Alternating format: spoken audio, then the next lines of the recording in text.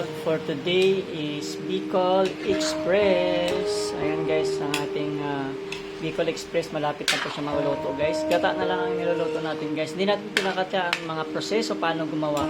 So nag-direct to the point tayo guys. Next time na lang natin papakita kapag hindi na tayo busy.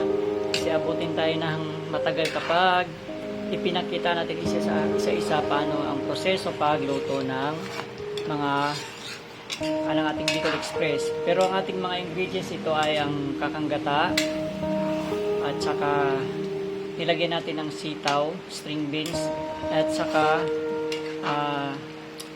green bell pepper ay green chili pala guys. Ito yung green chili natin, iniwan natin na maliliit guys. Pwede nyo siyang damihan, pwede nyo kontian kasi ang request nito sa akin ay konti lang daw ang sili kasi para makakain ng mga bata daw.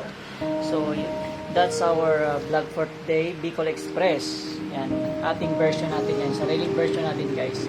So malapit na po guys maluto or luto na talaga yung karne. Ang hinihintay natin na tuluyan maluto ay ang gata kasi importante maluto yung gata para hindi siya mapapanis ng madalian.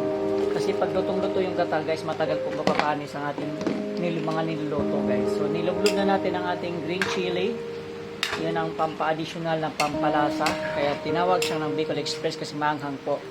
So dapat ay maanghang po ang yung Bicol Express para matatakam kayo.